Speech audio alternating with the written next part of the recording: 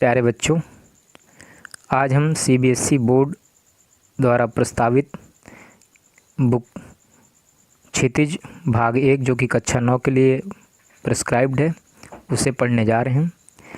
इसमें काव्य खंड में जो पहला चैप्टर है वो कबीरदास जी का है और इसका शीर्षक है साखियाँ। साखियाँ, साखी जो शब्द है वो तद्भव शब्द है साक्षी का। साक्षी मतलब गवाह या विटनेस। तो कबीरदास जी ने जो समाज में, सोसाइटी में जो देखा, अपनी आँखों से देखा, उन्होंने यहाँ पे उन दोहों को लिखा। तो इसीलिए उन्होंने इसका नाम रखा साखी। तो कई साखी हैं इसमें, तो इसलिए इसका बहुवचन हो गया साखियाँ।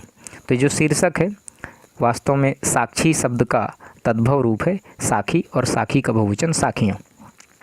तो जो पहला दोहा है वो है मान सरोवर शुभर जल हंसा केलि कराहीं मुक्ता फल मुक्ता चुगें अब उड़ अनत न जाएं।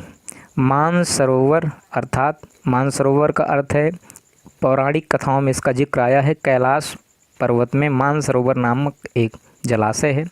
शुभर मतलब सुंदर, हंसा मतलब हंस, केली मतलब क्रीड़ा करना, खेलना, कराही मतलब करते हैं, मुक्ता फल मतलब मोती, मुक्ता मतलब मुक्त रूप से, स्वच्छंद रूप से, चुगे मतलब चुनना, फीड करना, फीडिंग, उड़ी मतलब उड़ना, अनत मतलब अन्यत्र, ना मतलब नहीं, जाही मतलब जाते हैं। अब कबीरदास जी कहते हैं कि मान सरोवर के सुंदर जल में, मान सरोवर के सुंदर जल में हंसों का जोड़ा जल क्रीड़ा करता है। केली कराही मतलब क्रीड़ा करता है, और कहाँ क्रीड़ा करता है? जल में क्रीड़ा करता है। तो हंसों का जो जोड़ा है जल में क्रीड़ा करता है। किस जल में? मान सरोवर के सुंदर, मान सरोवर का जो जलाशय है उस जलाशय के सुंदर जल में हंसों का जोड़ा जल क्रीड़ा करता है।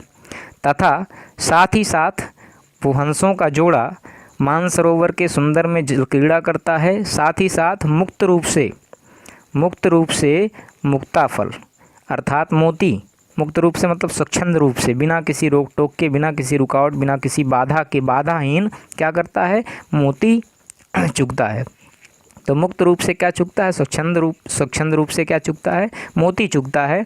और उसे इतना असीम आनंद प्राप्त हो रहा है इस मानसरोवर के सुंदर जलाशय में जल क्रीड़ा करते हुए, स्वच्छंद रूप से मोती चुगते हुए, कि अब वो अन्य कहीं उड़ करके नहीं जाना चाहता। अनत मतलब अन्य कहीं, अन्यत्र, अन्य कहीं, अन्यत्र कहीं वो अब और उड़ करके नहीं जाना चाहता।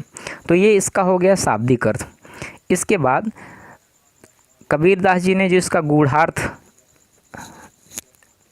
जो दिया है, इसका एक और अर्थ है, वो ये है कि जीवात्मा के संबंध में, संसार और जीवात्मा के संबंध में क्या इसका अर्थ है। एक और अर्थ है निकल के आता है कि मानसरोवर शुभर जल, ये जो मानसरोवर है ये संसार है। संसार रूपी मानसरोवर के सुंदर जल में जीवात्मा रूपी हंस क्या करती है? क्रीड़ा करती, अर्थात भगवत भक्ति करती है, ईश्वर का भजन करती, ईश्वर की भक्ति करती। ये जो हमारी जीवात्मा है, कबीरदास जी कहते हैं, ये जो हमारे प्राण तत्व हैं, जो हमारी आत्मा है, ये क्या करती है? इस संसार सागर में, इस भव सागर रूपी मानसरोवर में क्या करती है? भगवत भक्ति करती और मुक्त रूप से ईश्वर की भक्ति रूपी मोती को चुगती है। तथा उसे इस संसार में रहते हुए, उसे किसे? जीवात्मा को, उस जीवात्मा को, उस आत्मा को इस संसार में रहते हुए, ईश्वर की भक्ति करते हुए इतने असीम आनंद की प्राप्ति होती है कि मुक्ता फल अर्थात मोक्ष अब नहीं चाहता, मोक्ष को प्राप्त नहीं करना चाहता, और मोक्ष को प्राप्त करके अन्य किसी लोक में, अनंत मतलब अन्य कहीं, अन्य किसी लोक में उड़ करके नहीं जाना चाहता। अर्थात कबीरदास जी कहते हैं कि मुझे इस संसार में रहते हुए भगवत भक्ति करते हुए इतना असीम आनंद प्राप्त हो रहा है कि अब मुझे मोक्ष नहीं चाहिए, और मोक्ष पा करके मैं अन्य किसी और लोक में नहीं जाना चाहता। तो ये कबीरदास जी कहते हैं कि इसी संसार में रहते हुए ईश्वर की भक्ति करते हुए, ईश्वर का भजन करते हुए मुझे जो परमानंद मिल रहा है, जो असीम आनंद की प्राप्ति हो रही है, इसे छोड़ करके मुझे मोक्ष प्राप्त करके अन्य और कहीं नहीं जाना। बच्चों, दूसरा जो दोहा है वो है, प्रेमी ढूंढत मैं फिरूं, प्रेमी मिले न कोई, जो प्रेमी को प्रेमी मिले तो सब विष अमृत हो। यहाँ पर कबीरदास जी ने प्रेम की महत्ता, प्रेम के महत्व को समझाया है। कबीरदास जी कहते हैं कि मैं इस समाज में, इस संसार में प्रेमी ढूंढते फिर रहा था। मैं इस समाज में, इस संसार में प्रेमी की तलाश कर रहा था। कैसा प्रेमी? एक ऐसे प्रेमी को जो प्राणी मात्र से प्रेम करे, एक दूसरे से जो प्रेम करे, ऐसे व्यक्ति की मैं तलाश कर रहा था, ढूंढता फिर रहा था। लेकिन मुझे इस समाज में कोई भी ऐसा व्यक्ति नहीं मिला जो सबसे एक दूसरे से प्रेम के साथ जीवन यापन करे, प्रेम का व्यवहार करे, एक दूसरे से प्रेम करे। मुझे ऐसा कोई भी व्यक्ति नहीं मिला, ऐसा कोई प्रेमी नहीं मिला। और यदि प्रेमी को प्रेमी मिले, जिस प्रकार से मैं एक प्रेमी की तलाश कर रहा था, मैं एक प्रेमी को ढूंढ रहा था कि जो एक दूसरे से प्रेम कर सके, अगर कोई व्यक्ति मुझे भी तलाशता हुआ आता एक प्रेमी के रूप में, और मैं इधर से प्रेमी के रूप में किसी और को तलाशता जाता, तो जब दोनों प्रेमी मिल जाते, अर्थात जब समाज में ऐसे लोग एक दूसरे को मिल जाएं, जब एक दूसरे से लोग प्रेम करना सीखें, जब एक दूसरे से लोग प्रेम करने लगें, तो जब समाज में सारे लोग ऐसे ही हो जाएंगे जो एक दूसरे से प्रेम का वातावरण, एक दूसरे से प्रेम से मिलें, प्रेम का वातावरण हो समाज में, तो क्या होगा? सब विष अमृत होए। तो जो विष अर्थात जो बुराइयों का प्रतीक है, जो विष है, जो बुराइयों का प्रतीक है, वो किस में बदल जाएगा? अच्छाइयों में बदल जाएगी। समाज में जो द्वेष, ईर्ष्या, कलह, इस तरह के जो विष व्याप्त हैं, वो अच्छाइयों रूपी अमृत में परिवर्तित हो जाएगी। तो ये समाज में कितना बड़ा परिवर्तन हो गया। कबीरदास जी को इसीलिए इस भारतीय समाज का सच्चा समाज सुधारक कहा गया है। क्यों? क्योंकि उन्होंने कहा कि जो संसार में, समाज में ईर्ष्या, द्वेष, इस तरह के विष अर्थात बुराइयां जो व्याप्त हैं, अगर सब व्यक्ति एक दूसरे से प्रेम करने लगे समाज में, सोसाइटी में, तो एक नए समाज की परिकल्पना हो जाएगी। कैसा समाज हो जाएगा? हर तरफ अच्छाइयाँ हो जाएंगी, हर तरफ प्रेम ही प्रेम फैलेगा और सब लोग एक साथ प्रेम से रहेंगे। तो कबीरदास जी ने इसीलिए कहा कि यदि प्रेमी को प्रेमी मिल जाएगा, अर्थात ऐसे प्रेमी जब वास्तव में मिल जाएंगे, तो समाज में बुराइयों का अंत हो जाएगा और अच्छाइयाँ ही अच्छाइयाँ व्याप्त हो जाएंगी। इसके बाद बच्चों पढ़ते हैं हम जो तीसरा दोहा है कबीरदास जी का। हस्ती चढ़ियो ज्ञान को सहज दुलीचा डार, स्वान रूप संसार है भूखंदे झकमार। हस्ती चढ़िए ज्ञान को, ज्ञान रूपी हाथी की सवारी कीजिए। हाथी कहे का होना चाहिए? ज्ञान का हाथी। आपने कभी आज तक ज्ञान का हाथी नहीं सुना होगा। अर्थात कहने का आशय कबीरदास जी का ये है। अच्छा, ज़रा सा सोच के देखिए, यहाँ पर कबीरदास जी हाथी ही उन्होंने क्यों लिखा है? वो गाय भी लिख सकते थे, वो बकरी भी लिख सकते थे, शेर भी लिख सकते थे, और अन्य कोई जानवर का उन्होंने यहाँ पर नाम क्यों नहीं लिया? क्योंकि अगर आप सोच के देखिए, इस धरातल का, इस पृथ्वी का अगर सबसे बड़ा कोई विशालकाय जानवर है, कोई विशालकाय जानवर यदि है, तो क्या है? हाथी। तो हाथी इस धरातल का सबसे बड़ा विशालकाय जानवर होता है। तो कबीरदास जी ने भी कहा कि ज्ञान धारण कीजिए, लेकिन कैसा? हाथी के जैसा विशाल बृहद ज्ञान धारण कीजिए, अर्थात deep knowledge, huge knowledge. Kabirdas ji कहते हैं हाथी की तरह विशाल और बृहद ज्ञान को धारण करिए अपने मनों में, लेकिन सहज दुलीचा डाल, लेकिन सहजता का, सरलता का, विनम्रता का दुलीचा डाल करके। किस किस चीज़ का? विनम्रता का, सहजता का दुलीचा डाल करके। दुलीचा किसे कहते हैं?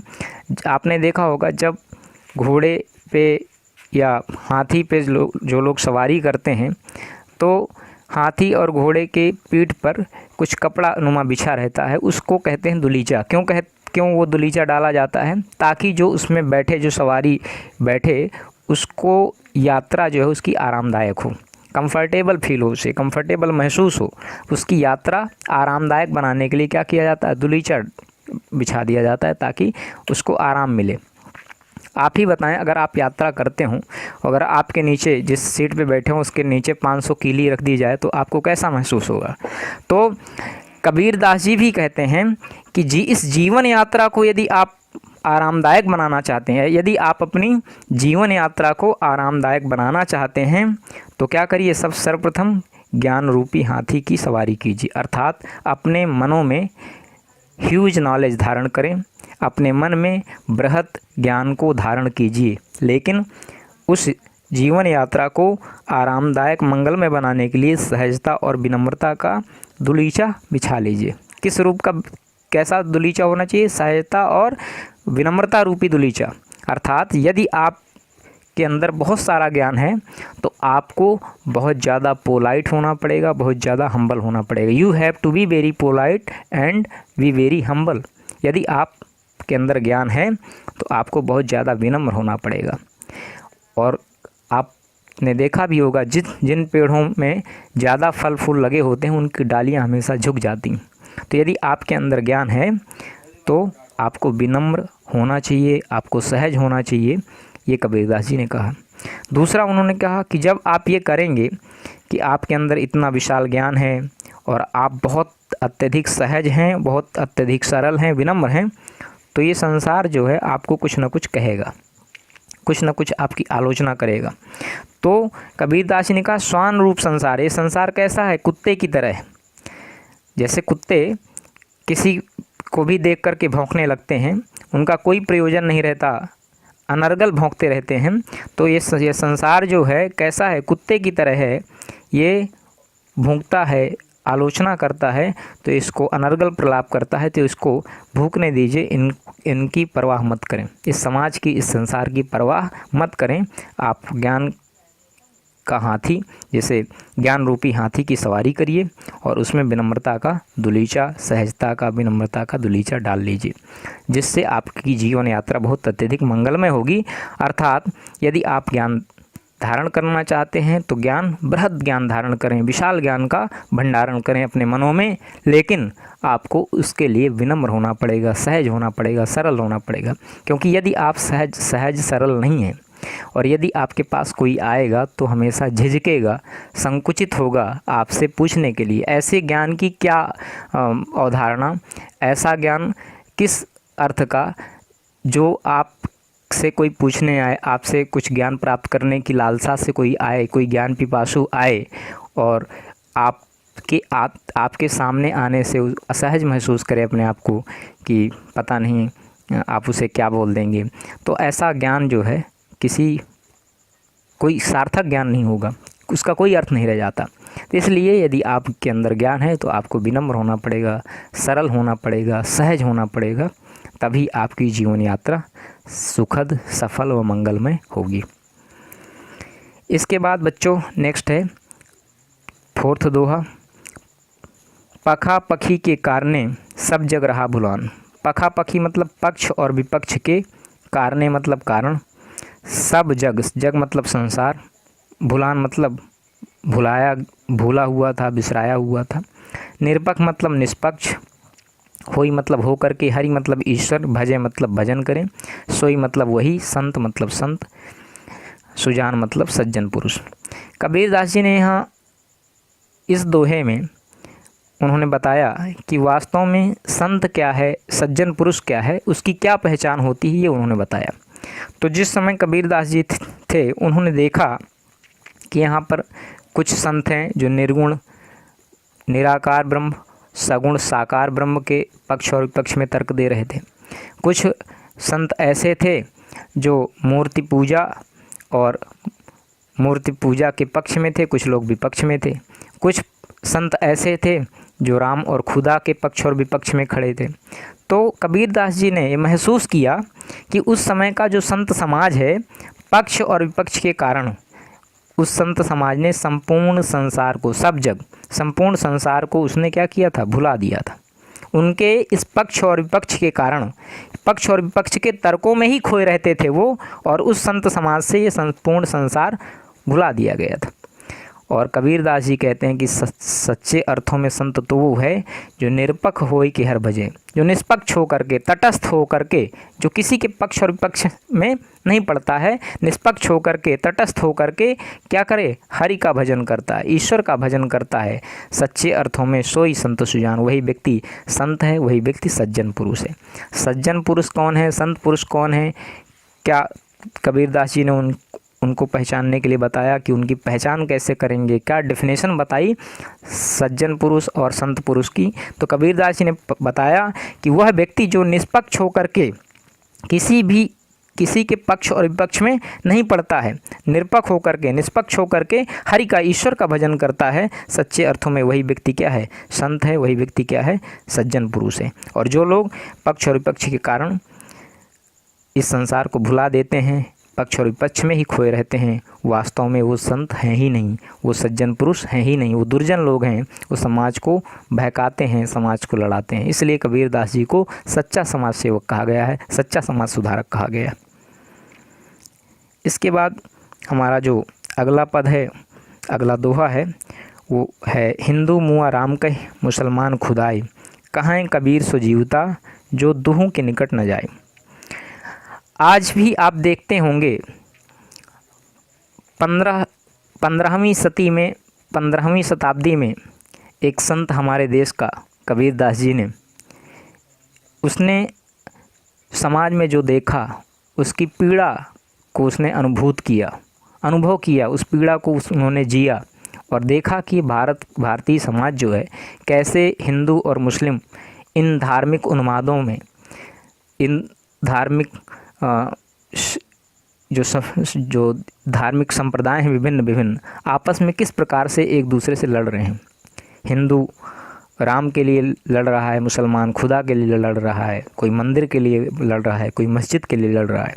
कबीरदास जी ने दोनों को ही, हिंदू संप्रदाय को और मुस्लिम संप्रदाय को, इस्लाम को, दो हिंदू धर्म मानने वालों को और इस्लाम धर्म मानने वाले दोनों लोगों को जमकर फटकारा है, जमकर लताड़ा है, उनकी घोर भर्त्सना की है, उनकी निंदा की है। क्या कहा है कि हिंदू मुआ राम कहे, जो हिंदू है वो राम कह कर मर गया, लेकिन उसे कभी राम प्राप्त नहीं हुआ। हिंदू मुआ राम कहे, हिंदू मुआ मतलब मर गया, राम कहे, हिंदू राम राम कहते कहते मर गया। आपने देखा होगा हिंदू समाज में जो लोग रहते हैं तो अक्सर आपने देखा होगा वृद्धजनों को माला लेकर के राम नाम का जाप करते रहते हैं। और कबीरदास जी कहते हैं ऐसे वो माला लेकर के राम राम जपते जपते मर जाते हैं, लेकिन उनको राम की प्राप्ति कभी नहीं हो पाती, वो राम को कभी प्राप्त नहीं कर पाते, राम उन्हें कभी नहीं मिल पाते।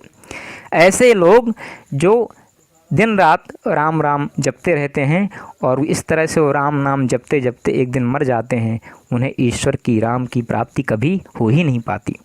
और मुसलमान खुदाई, और ठीक उसी तरह से या खुदा या अल्लाह कहते कहते एक दिन मुसलमान भी मर जाता है, उसे भी वास्तव में खुदा नहीं प्राप्त हो पाता, वो भी खुदा को प्राप्त नहीं कर पाता, वो भी खुदा से जुदा रहता है, वो भी खुदा को प्राप्त नहीं कर पाता है, वो भी महरूम रहता है। तो हिंदू राम राम कहते मर गया, उसे राम की प्राप्ति नहीं हुई। मुसलमान खुदा खुदा कहते कहते कहते मर गया, उसको खुदा कभी प्राप्त नहीं हुआ।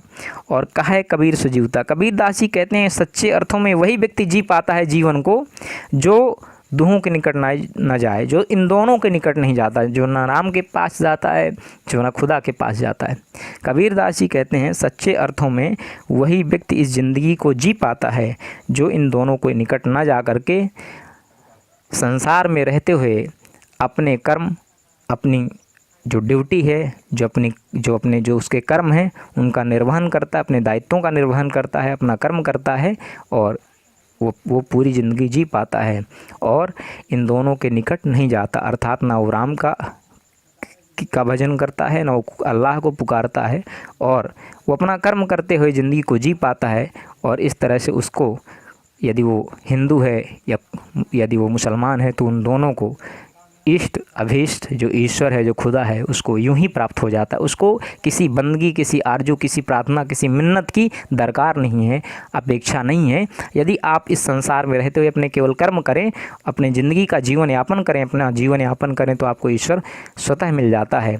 आपको राम राम कहने की आवश्यकता नहीं है, आपको खुदा कहने की आवश्यकता नहीं है, आपको यूं ही मिल जाता है। क्योंकि हिंदू राम राम कहते मर गया, उसको राम की प्राप्ति नहीं हुई। मुसलमान खुदा खुदा कहते कहते मर गया, उसको खुदा की प्राप्ति नहीं हुई। कबीर दास जी कहते हैं सच्चे अर्थों में वही व्यक्ति जीवन को जी पाता है जो इन दोनों के ही निकट नहीं जाता।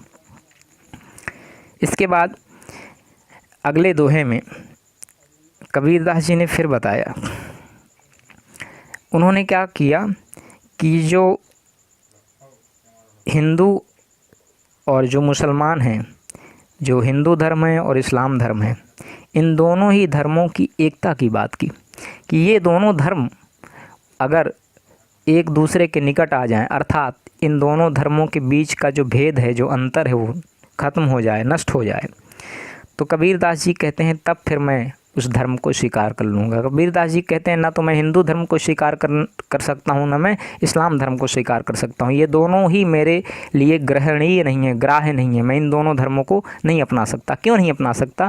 क्योंकि दोनों में बड़ा बड़ा भेद है। अगर ये दोनों एक हो जाएं और इन दोनों धर्मों के एक होने से जो धर्म बने, मैं उसको अपना लूँगा। कैसे? कबीर दास जी कहते हैं काबा फिर काशी भया। जो हिंदुओं का पवित्र तीर्थ स्थल है वो काशी है। जो इस्लाम धर्म के अनुयायी हैं, इस्लाम धर्म को मानने वाले हैं, उनका तीर्थ स्थल काबा है।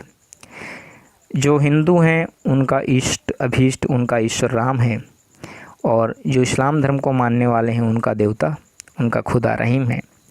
अब कबीर दास जी ने यहाँ समझाया कि यदि काबा काशी हो जाए और काशी ही काबा हो जाए, अर्थात काबा और काशी में कोई भेद ही न रह जाए, काबा काशी हो जाए और काशी क्या हो जाए? काबा हो जाए। अर्थात चाहे मैं काबे में जाके मत्था टेकूं या काशी में जाके मत्था टेकूं, इन दोनों के बीच का जो भेद है, वो अंतर है, वो ख़त्म हो जाए। तो और क्या हो जाए? राम रहीम हो जाए और रहीम क्या हो जाए? राम हो जाए। अर्थात जो खुदा है वही राम है और जो राम है वही खुदा है। जब ऐसा हो जाए, अर्थात मंदिर मस्जिद का भेद खत्म हो जाए, राम और खुदा का भेद खत्म हो जाए, ये इन दोनों के बीच का अंतर खत्म हो जाए, काबे का और काशी के बीच का जो अंतर है ये मिट जाए, ये दूरियां मिट जाएं, तो कबीर दास जी कहते हैं तो क्या होगा? मोट चून मैदा भया। तो कबीर दास जी उन्होंने एक उदाहरण दिया चक्की का। जिस प्रकार से चक्की के दो जांत होते हैं और जब दोनों जांत बहुत पास आ जाते हैं, उनके बीच की दूरियां ख़त्म हो जाती हैं, बहुत नज़दीक आ जाते हैं, तो आटा क्या हो जाता है? बहुत महीन हो जाता है, बिल्कुल मैदा हो जाता है। चून मतलब आटा, मैदा मतलब अत्यधिक महीन, अत्यधिक पतला। कबीर दास जी कहते हैं यदि दोनों जांतों के पास आ जाने से जो मोटा आटा है वो क्या हो जाता है? मैदा में बदल जाता है। तो यदि इस्लाम और हिंदू धर्म दोनों पास आ जाएं, मंदिर मस्जिद का भेद, ये अंतर खत्म हो जाए, ये दोनों पास आ जाएं, इनके बीच की दूरियां खत्म हो जाएं, ये इस निकटता आ जाए, इसमें राम और खुदा के बीच निकटता आ जाए, इनमें कोई दूरी ना रहे। जब लोग ये मानने लगें कि राम ही खुदा है, खुदा ही राम है, तो कहते हैं कबीर दास जी, तो इस तरह से जो धर्म रूपी मोटा आटा है जब वो क्या हो जाएगा? मैदा हो जाएगा, अर्थात उसमें जो भेद है वो ख़त्म हो जाएगा। तब कबीर दास जी कहता है तब कबीर उस धर्म का सेवन करेगा, अर्थात उस जो धर्म है वो नया धर्म उसको अपना लेगा। तब कबीर दास जी कहता है तब उस धर्म को अपना लेगा। जीव मतलब जेमन करना, सेवन करना, जेवन करना मतलब खाना। तब कबीर दास जी कहते हैं उस धर्म को मैं अपना लूँगा। इसके बाद कबीर दास जी ने बच्चों अपने अंतिम इस दोहे में उन्होंने लिखा कि क्या कोई व्यक्ति जन्म से महान होता है कि ऊंचे कुल में जन्म ले लिया इससे महान बन जाता है, या अपने कर्मों से महान बन जाता है? इस पर उन्होंने अपने तर्क दिए हैं कि ऊंचे कुल का जन्मिया जे करनी ऊंच न होए। ऊंचे कुल का जन्मिया, जन्मिया मतलब जन्म लेने वाला, ऊंचे मतलब श्रेष्ठ कुल में, करनी मतलब कर्म, ऊंच मतलब उच्च, सुवर्ण मतलब स्वर्ण, कलश मतलब घड़ा, सूरा मतलब शराब मद मदिरा, साधु मतलब सज्जन लोग निंदा करते हैं उसकी, भर्त्सना करते हैं, आलोचना करते हैं। तो ऊंचे कुल का जन्मिया, यदि कोई व्यक्ति ऊंचे कुल में जन्म ले लेता है, यदि किसी व्यक्ति ने भले ही श्रेष्ठ कुल में उसने जन्म ले लिया, और यदि उसकी करनी अर्थात उसके कर्म उच्च नहीं हैं तो वो निश्चित रूप से निंदनीय है। समाज में उसको कोई स्वीकार नहीं करता, हमेशा समाज उसकी निंदा ही करता रहता है। कैसे? जैसे सोने के कलश में, सुवर्ण मतलब सोना, जैसे सोने के कलश में, स्वर्ण के कलश में यदि सुरा भर दी जाए, शराब भर दी जाए, तो जो साधु लोग होते हैं, सज्जन लोग होते हैं, हमेशा उसकी निंदा ही करते हैं। यद्यपि वो सोने का कलश अत्यधिक मूल्यवान है, सोना अपने आप में मूल्यवान धातु, फिर यदि उसका कलश बनाया गया तो मेकिंग चार्जेस वगैरह जोड़ करके वो और अत्यधिक मूल्यवान हो गया। तो यद्यपि सोने का कलश पहले अत्यधिक मूल्यवान है, लेकिन चूंकि उसके अंदर भरा क्या है, सुरा, मदिरा भरी हुई है, इसलिए जो साधु लोग हैं, सज्जन लोग, हमेशा उसकी क्या करते हैं, निंदा ही करते हैं कि अरे हटाओ इसको, ये ग्रहण करने योग्य नहीं है।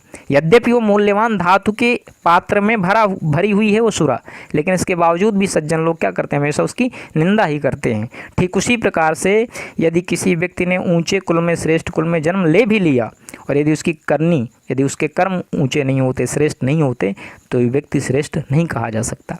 इस भारतीय समाज में ऐसे बहुत सारे लोग हैं जो यद्यपि उन्होंने निम्न कुल में जन्म लिया, लेकिन उनके कर्म बहुत श्रेष्ठ रहे, बहुत उच्च रहे, तो आज पूरी दुनिया उनको पूजती है, उनको स्मरण करती है। जैसे कबीरदास जी स्वयं जुलाहा परिवार में जन्म लिया उन्होंने, और आज हम, उनके कर्म इतने अच्छे थे कि आज हम उनके कुल के नाम से उनको नहीं जानते कि वो उच्च कुल के हैं कि निम्न कुल के हैं। आज हम उनको उनके कर्मों की वजह से पहचानते हैं, इसलिए आज हम उनको संत कबीर कहते हैं, आज हम उन्हें एक सच्चा समाज सुधारक कहते हैं, आज हम उन्हें बाबा कबीर कहते हैं। इसी तरह से डॉक्टर भीमराव अंबेडकर हमारे भारतीय समाज में निम्न कुल में उन्होंने जन्म लिया, लेकिन उनके कर्म इतने अच्छे हुए कि आज हम उनको डॉक्टर बाबा साहब भीमराव अंबेडकर कहते हैं, उनको संविधान निर्माता कहते हैं। तो इस समाज में, इस भारतीय समाज में आपके आसपास पड़ोस में ही ऐसे बहुत सारे उदाहरण हैं जिन्होंने उदाहरण प्रस्तुत किया है कि वो निम्न कुल में उन्होंने जन्म लिया, लेकिन उनके इतने श्रेष्ठ कर्म थे कि उन्हें पूरी दुनिया पूजती है। तो कबीरदास जी सिद्ध करते हैं कि यदि कोई व्यक्ति ऊंचे कुल में जन्म लेता है तो अपने ऊंचे कुल में जन्म लेने मात्र से श्रेष्ठ नहीं होता है, जब तक कि उसके कर्म अच्छे ना हो, जब तक कि उसके कर्म श्रेष्ठ ना हो। और यदि कोई व्यक्ति निम्न कुल में पैदा होता है तो निम्न कुल में पैदा होने के कारण उसको नीचा नहीं समझा जाना चाहिए, निम्न नहीं समझा जाना चाहिए, उसकी पहचान उसके कर्मों से होती है। तो व्यक्ति की पहचान उसके कुल, अच्छे कुल में, ऊंचे कुल में जन्म लेने से कतई नहीं हो सकती, उसकी पहचान उसके कर्मों से होती है। तो यहाँ से बच्चों आपके जो दोहे हैं वो सारे कंप्लीट हो गए, और इसके बाद जो कबीरदास जी की जो अगली कविता है वो है शब्द। शब्द मतलब शब्द, शब्द का तद्भव शब्द है शब्द। तो इसमें भी कबीरदास जी ने ईश्वर के बारे में, ईश्वर की खोज के बारे में बताया है कि हम समाज में कैसे ईश्वर की खोज करते हैं। तो कबीरदास जी कहते हैं कि मोको कहाँ ढूंढे बंदे, मैं तो तेरे पास में, ना मैं देवल ना मैं मस्जिद, ना काबे कैलाश में, ना तो कौने क्रियाक्रम में, ना ही योग वैराग्य में, खोजी होए तो तुरते मिली हों पल भर की तलाश में, कहाँ कबीर सुनो भाई साधो सब सांसों की सांस में।